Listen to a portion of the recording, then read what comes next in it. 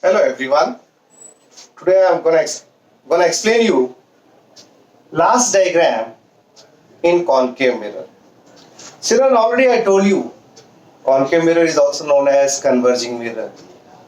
I told you why it is called converging mirror, because concave mirror always form real inverted image of different sizes.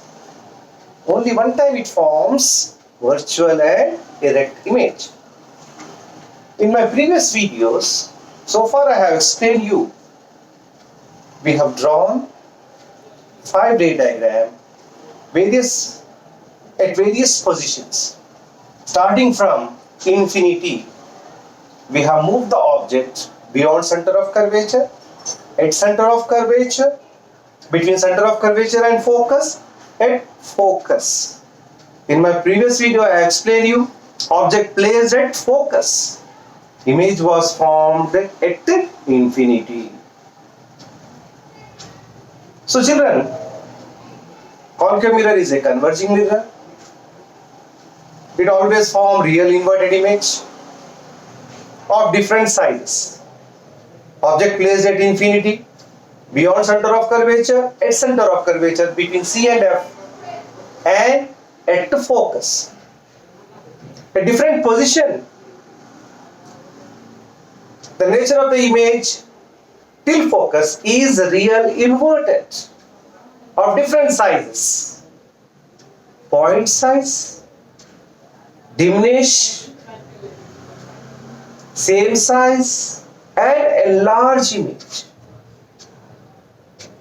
And nature of the image is real and inverted. That's why it is called converging. Most of the time it converges the reflected rays at one point. An image is formed in front of the reflecting surface, in front of the mirror. That's why image formed is real and inverted. But only one time. Concave mirror, converging mirror forms virtual and erect image. This is the most important ray diagram. Almost every ray diagram is important. So far what we have learned. Object placed at infinity, object beyond center of curvature, object at center of curvature, between center of curvature and focus, at focus. And now this ray diagram, every ray diagram is important. You have to understand the ray diagrams perfectly. They will frame out the question based on this ray diagram. In previous year, 2019-2020, 3 marks in one set. This question was asked for. They have framed out some questions based on this ray diagram. In one set for 3 marks. In another set for 5 marks. See the importance of these questions. So children, that's why everything is important. Concept is important. Every one of you have to understand the concept perfectly. Do not sit on your doubts. Please ask doubt. Clear your doubts. And then only you will be able to answer these questions perfectly.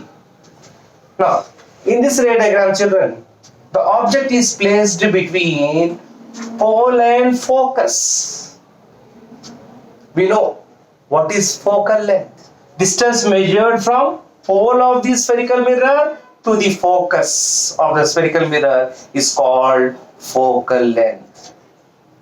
Now, in this case, object is placed between pole and focus. So object distance is less than focal length. See, remember children, in this case, object distance is less than focal length. That is very, very important. You have to understand. Whenever object distance is less than focal length, image formed is virtual erect. It is not real and inverted. You have to understand this point perfectly here. Here you can see the object is placed between pole and focus. The distance measured from pole to focus is focal length. Object is placed between pole and focus. Means object distance is less than focal length. When object distance is less than focal length, image formed is not really inverted. Always virtual and erect. Now let us try to learn how to draw this ray diagram. When object is placed between pole and focus. AB is the object. It is placed between pole and focus. AB is the height of the object. Okay? You keep a bulb also. Anything? Object. Source of light. So, I told you we need two rays of light for the formation of image. So, AB. From A ray of light strikes the reflecting surface of concave mirror at D. A ray of light starting from A strike the mirror reflecting surface of concave mirror at D. Here incident ray is parallel to principal axis. You can see incident ray is parallel to principal axis. When incident ray is parallel to principal axis, we have a rule. Whenever incident ray is parallel to principal axis, after reflection, you can see reflected ray is passing through focus. Clearly you can see this is reflected ray passing through focus. Why it is passing through focus? Because we have a rule, whenever incident ray AD is incident ray, it is parallel to principal axis. After reflection, DEF is reflected ray.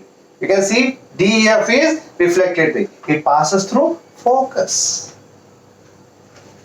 And then another ray of light, incident, normal to the reflecting surface. Whenever a ray of light incident normal, it retraces its own path and passes through the center of curvature.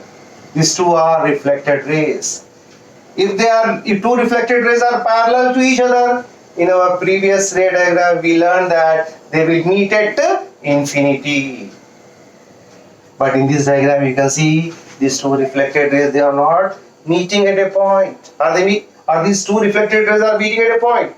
No. Are they parallel? If they are parallel, we can assume that they will meet at infinity. But here they are not parallel also, children. So they do not meet at a point.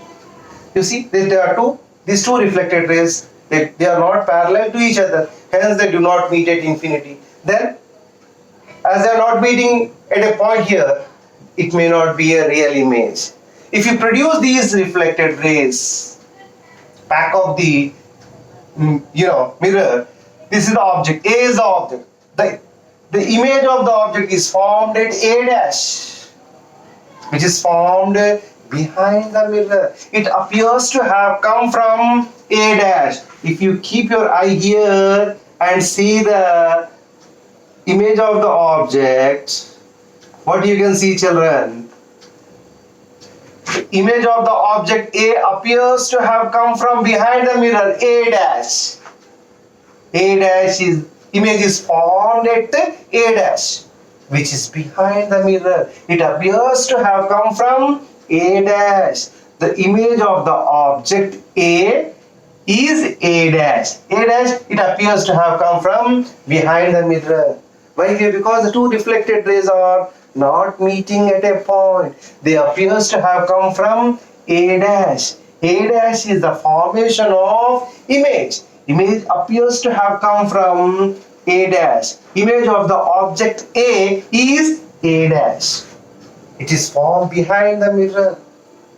It is not a real inverted image.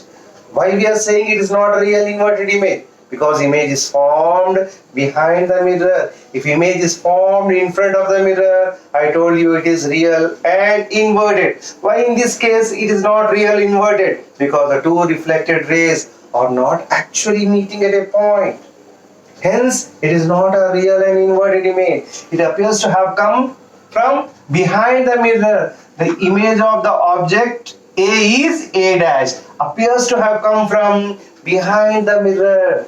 That's the reason, children. The image formed is virtual and erect. You see, this is behind the reflecting surface. This is behind the mirror. So A dash B dash is the height of the image. It is the height of the image. Where it is formed? It is formed behind the mirror. In this case, children, the image is formed behind the mirror. AB is the height of the object. You can see clearly here. A dash B dash is the height of the image. Here you can see the nature of the image is virtual and erect. Why Jarvis sir is insisting when the object is placed between pole and focus, object distance is less than focal length. Image formed is virtual and direct. Why we are saying it? Because the two reflected rays in this case, children, they are not parallel to each other. Remember that whenever you draw this ray diagram, object placed between pole and focus, the two reflected rays should not be parallel to each other. If they are parallel to each other, what we understand? That the image will formed at infinity, real and inverted. In this case, not like that. The two reflected rays they never be parallel to each other like this. Then if they are not parallel to each other, then it is not a real image. Then we have to produce this backward. Then the image is formed at A1. The image of the object A is formed at A1. So A1 B1 behind the mirror is the image of the object AB. Object is always placed in front of the mirror. In this case only, children, image is formed behind the mirror. Behind the mirror, what it tells us? Yes, image formed. Nature of the image is virtual and erect. Size of the image you can see clearly. AB is the height of the object. Height of the image you can see clearly. You